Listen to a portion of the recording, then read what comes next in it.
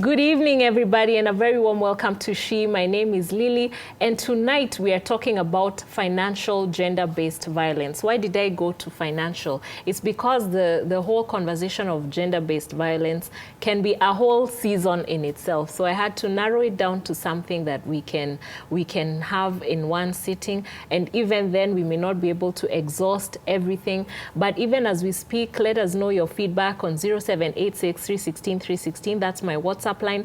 And in case you're watching this on our YouTube channel, welcome to the Family Media YouTube channel. Leave your comment down below and remember to like, share, and subscribe.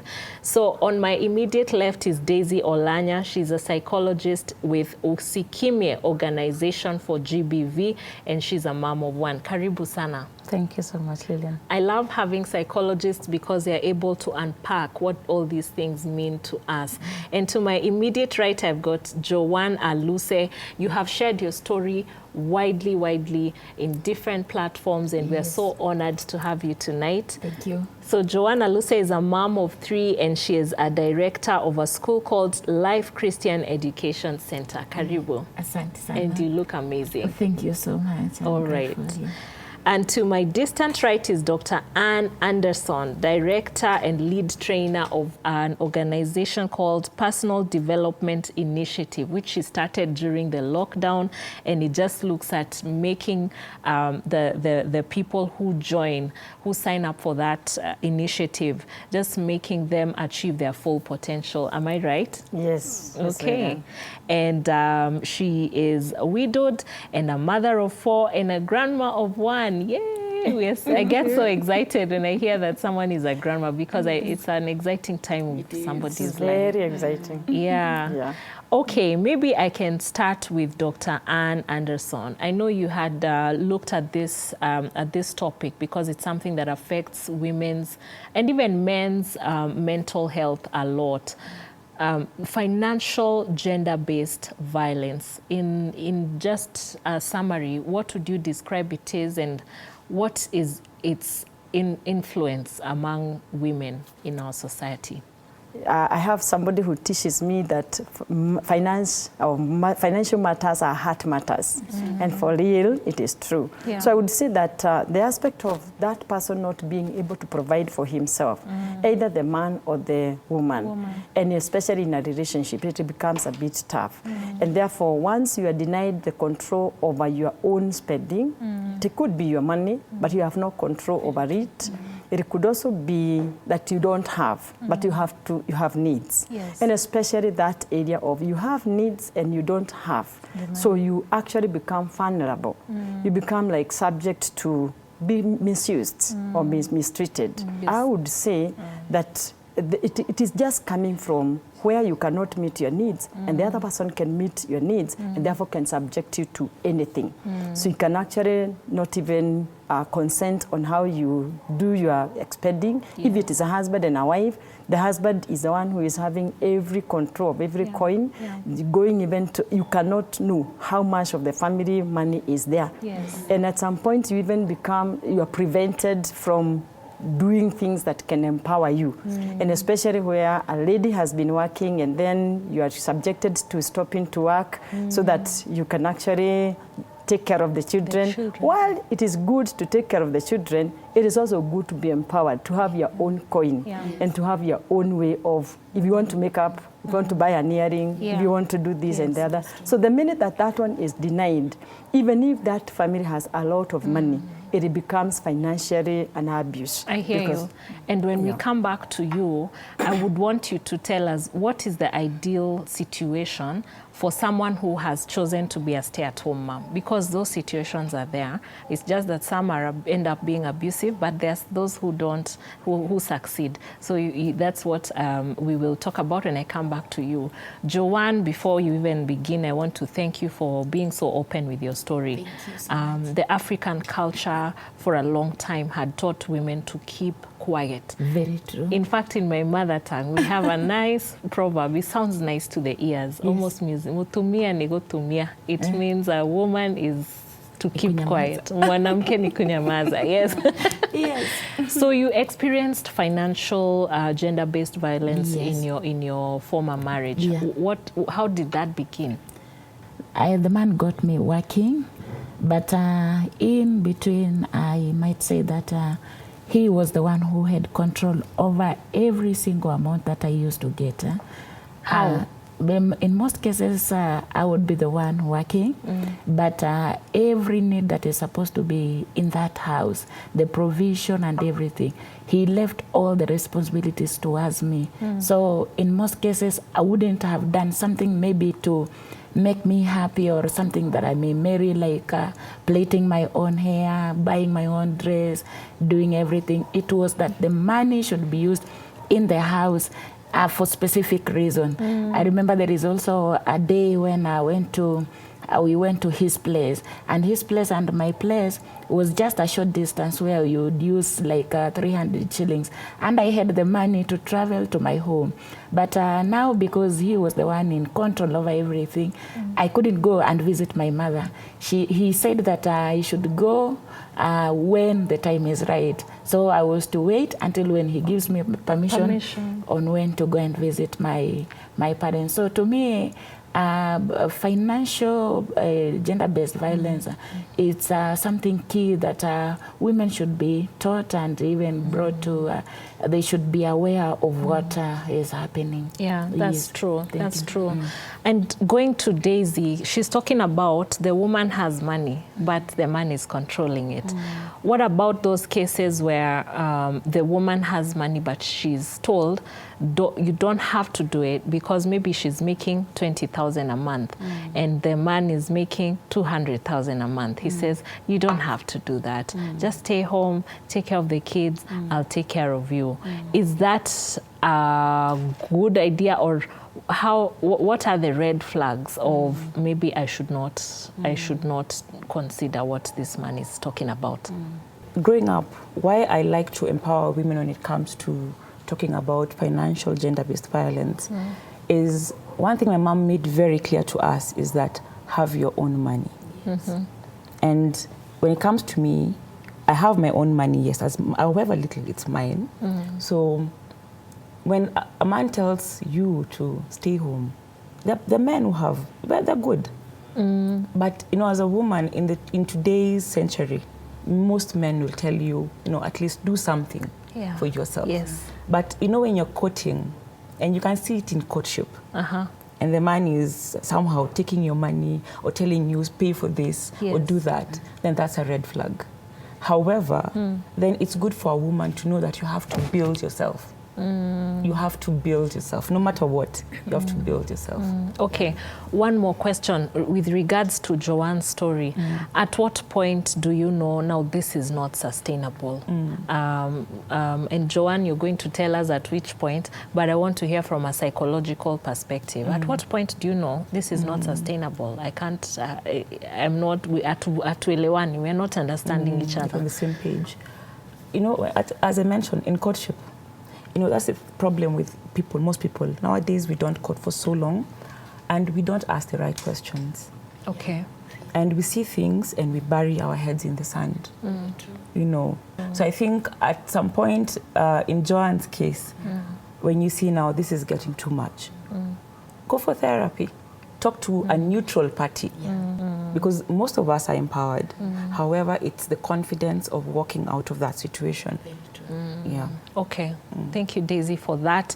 So to Dr. Anne, I had promised that I would ask you about the stay-at-home situation. There are those women who end up staying at home to take care of their children, and their situation works out very well. And there are those who try to stay at home to take care of the children, and the financial abuse comes in. Let's look at a good situation that works. What is the ideal situation for a stay-at-home mother? I would say that it is a very wonderful thing. And just like you'd also attest, it would be so nice to rise up when you want. You still have a house manager in the house. Just look at how things are, how neat the place is, how children are taken care of. And after all, taking care of your own children can never be compared with when you leave them with the house help. True. So when a situation comes in, and you are given an opportunity to take care of them. Indeed, while the other mothers are struggling to have a few minutes with them, you have the whole time. So it's such an honorable thing, and I really would appreciate.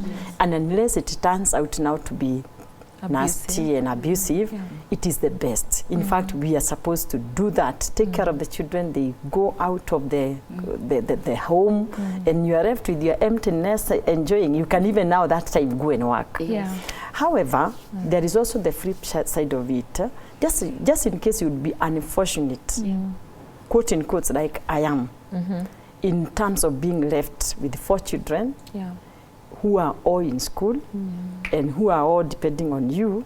If I had no profession, if I was not working, it would be very chaotic. Difficult, In fact, one of my sons asked me, Mom, if you are never educated, how would it be now that Dad has gone? And you know, it hit me hard, and he said, this is the very reason as to why we should be very balanced. It is good to be a stay-at-home mother, but at the same time, this exposure of women getting to also get to their careers, have all your degrees, you may stay home, but be empowered.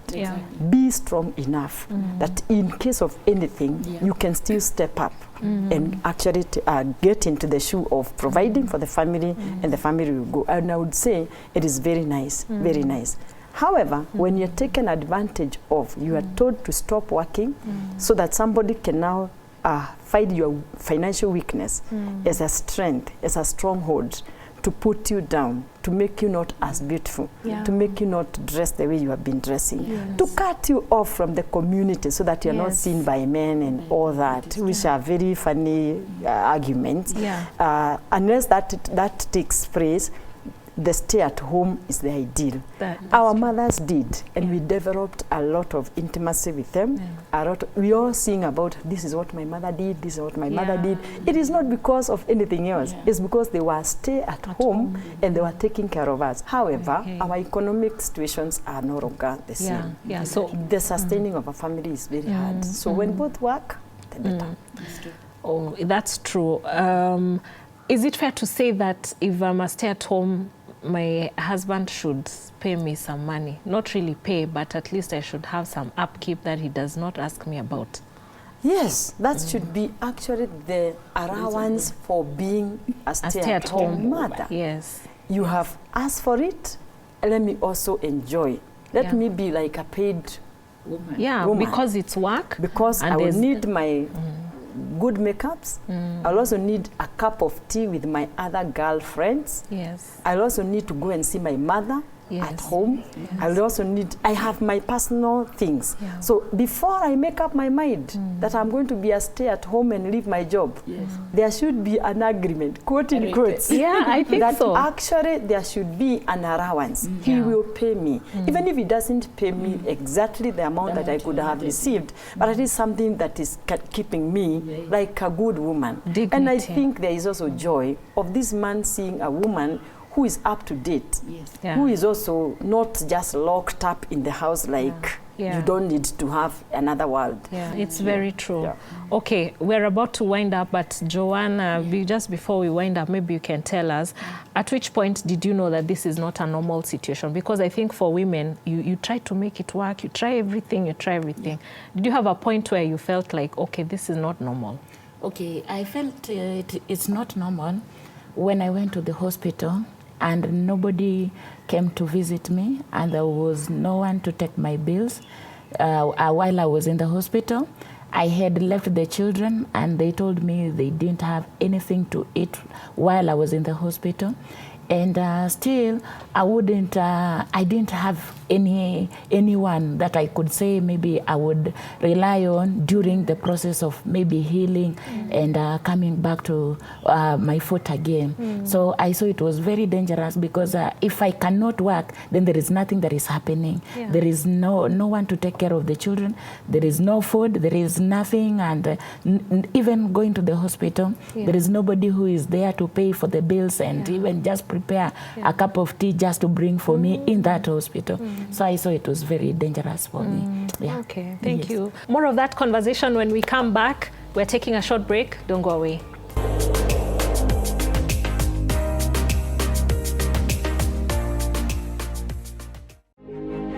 Tomorrow on This Is My Story.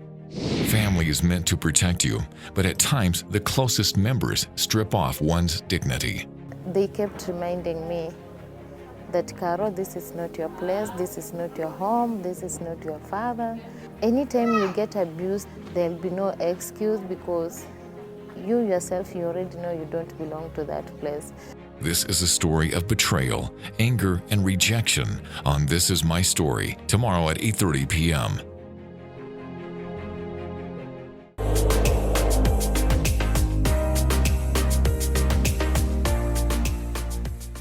Welcome back. This is She. My name is Lily, and we are talking about financial gender-based violence. If you're watching this on YouTube, remember to leave a comment down below, and don't forget to like, comment, share, and subscribe. And if you're watching this on our family TV, leave your comments, send your comments to 0786 316 316.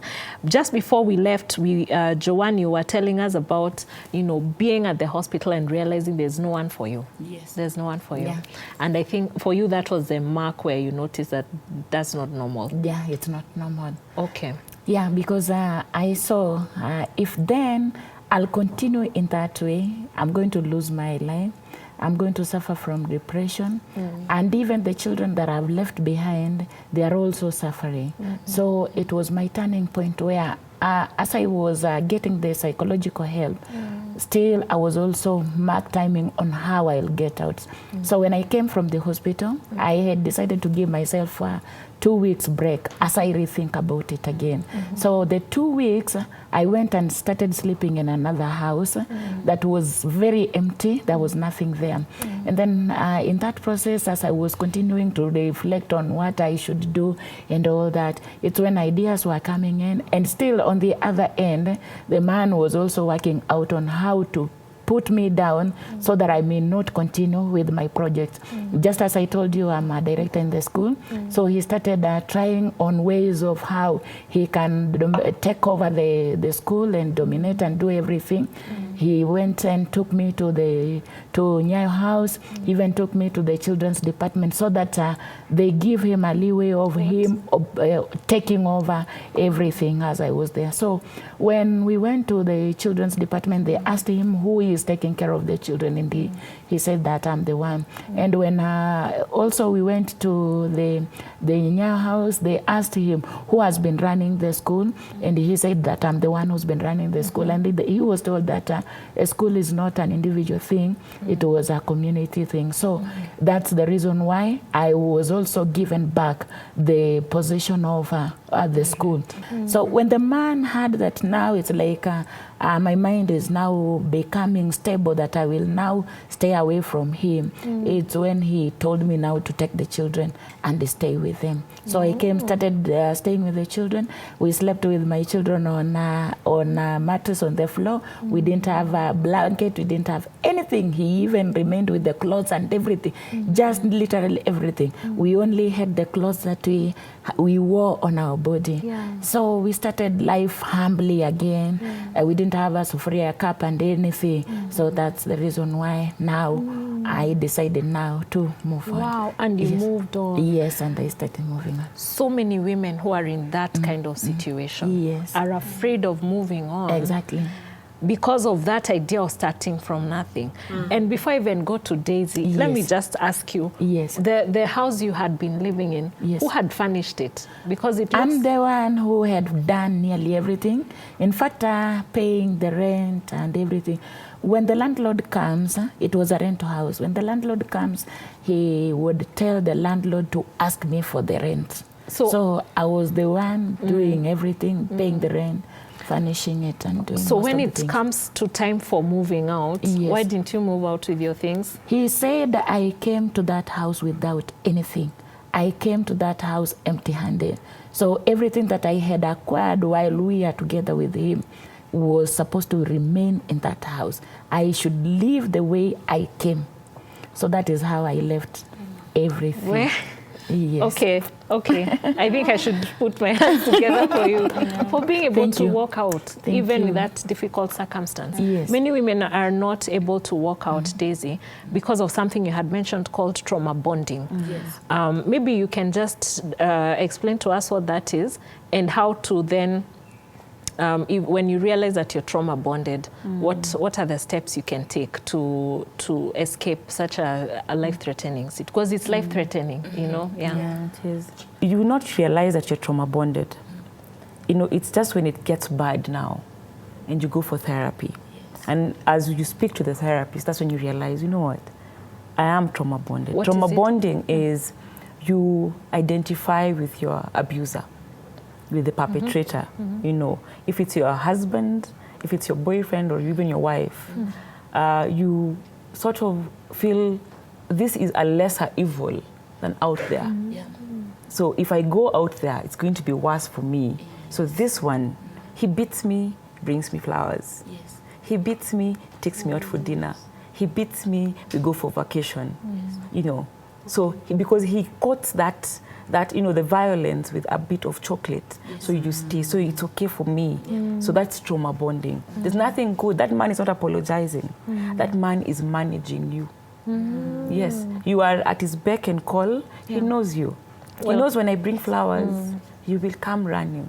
Yeah. So it's another way of even intimidating you. I hear you. There are women who have a point. Where I came from, there's trouble. I am not empowered. So at least here, there's a plate of food. My children can go to school. Where will I start? With a mattress with my children, you know. So if you look at it, they have a point, and even maybe some of the advisors around them are telling them, anyway, where will you go? So what would you advise such a woman in, like, maybe step by step? What's the first step, the second step to disentangle yourself from that situation? You know, you can't go very strong or hard on these women, because they already have someone who they listen to, right? So you're not going to make them listen to you. You just mostly what I do is I tell you to write down your plan. You have to have an exit strategy, you know, because you can't just wake up and leave that home. So when you get such a person, first is to show them how to love themselves, yes. And you have to do it strategically, because through, you know, therapy is a space where you can express yourself. You are heard, you know, then you are empowered. At the end of the day, you have to be empowered, because others think that when I leave, where do I start from? You can start like John, you know, on a mattress, you know, with just the clothes on your back. And, you know, pole, before you know it, you've done it, you know. And there's one thing I know about women are strong. So as a client, if you come to me, one thing is talk about your strength, because there's no one who is just there. You know, you can start with 3,000 shillings, you know. As I was listening to you, Joan, just before I go to Daktari, I was just thinking about the different types of violence that you faced. It was not just beating. There was neglect. What are the types of violence you can tell, just to create awareness? Maybe there's a woman who is going through it and they don't know that they're going through it. I went through psychological abuse, mental. How does that come about? You know, your mind, it's like you are not stable in your mind to think beyond what you are supposed to be thinking. You now rely on the other person to give you direction on what to do. He's You're the in one. fear. Is it fear? It's like fear, but he's the one who is now making you to think on what to do. And then there was this emotional abuse, whereby I had to, that attitude of where somebody speaks bad words to you, you find maybe he's telling you that even in your family, this and this is what is happening. I'm not going to treat you the way this and this. He puts you down. Yes, he puts you down. And this issue of physical, being beaten, in case of anything, you get a slap, you get a hit. Was he making money? Yeah, he was making his money. His money was his money. But my money was our money. Okay. So what I have was to be used in the house, pay the rents and the bill. But what he has, he should use it on his own personal things that he thought they were right. It was not that he didn't get money. He used to get money. Yes. Okay. All right. Let's go to Daktari. Daktari, you're very passionate about empowering women entrepreneurially. And something you had said caught my ear. You said you can even begin, I think it's Daisy who said, you can even begin with 3,000 shillings, 2,000. I think maybe when you're in a marriage, we think it has to be a big investment, and I don't have that money. So what would you tell women? How would you encourage us to empower ourselves? Thank you, Lilian. I really hear what John is saying, the aspect of not enjoying what you're working for. Thank God that she has been put on the line of you're working and you have something. Yes. So the fight now is to bring it to where you can enjoy it. Yes. But there are many, many women who have nothing to actually cling to. And I would say that is now where the maximum, the climax of financial gender violence comes in. And it's not only to the woman, and it's also to the man in case you don't have anything and you're provided for by the wife. Now, when it comes to entrepreneurship, we need to demystify the aspect of business, doing business. Currently, you don't need to have a physical premises because there is the Instagram pages, there's the Facebook pages. We just need to think digital about how we can implement our ideas. Online, there is also a lot of good business ideas. People are just there selling ideas. You can pick from there. You don't need to have a lot of money to begin up a business. And I would give a very good example. While you are still in the university, you are still in the college, there are so many things that are needed next door. Why don't you think of empowering yourself financially by just having some one or two things that you're selling? You don't need to have that physical building, that whatever. And also, there are many people, entrepreneurs, who are mentoring others. You pick goods from them, and then you sell, then you give them back the money, the capital aspect, quote in quotes, and you actually benefit from the profit. So it is the issue of empowering us with knowledge, empowering us with knowing that it is not always good to have a man providing for you, because one day he could be sleeping like mine is sleeping, and you're left with the children. So as much as we want to humble ourselves as women, look like we are very submissive, and we will not go to work so that the man can really feel the African man who is really very good at providing. It is good also as a family to think about somebody that this lady who is even at home can do online jobs. I have friends who have done selling online throughout their lives, and they're making a lot of money. So I would say that let's not give way to financial gender violence by thinking that we have to have that big business. We have to have gone to a business school. No, whichever profession you are in, you are able to execute and even to implement business with that skill. But the PDI is putting people on the notice that if you don't think about your personal development initiative, then it is going to be very hard for you. Just before I wind up, I ask Daisy to encourage a woman who is out there and feeling like they're worthless and they can't be anything outside of that abusive situation. I like saying that women are strong. We are all strong. We need to seek therapy. And therapy has been made affordable because, just sitting in your own cocoon and thinking, I'm suffering alone, you can't talk to anyone, pick up the phone, go to even WhatsApp or is it Instagram, all those pages, you can write to someone and get help. There's no shame in going for therapy because you need someone to reflect how you're feeling exactly. That's true. Thank you so much, ladies. Joanne, I celebrate you. Thank I you really so do. much. You've made so much Thank for you. yourself. I also celebrate you, Daktari, because when your husband rested, your life did not stop. Your children continued succeeding. And I celebrate you, Daisy, because you're empowering women. Amen. Yeah. All right, guys, that's it from us at She. Enjoy the rest of your evening. And remember, like, comment, share, subscribe. And if you're watching this on YouTube and if you're watching this on Family TV, please leave your comments to 0786316 I've been your host, Lily, and have a good night. Fresh, insightful, and in-depth stories from current affairs, opinion, inspiration, lifestyle, church-related articles, and so much more on www.familynews.today. Insights at your fingertips.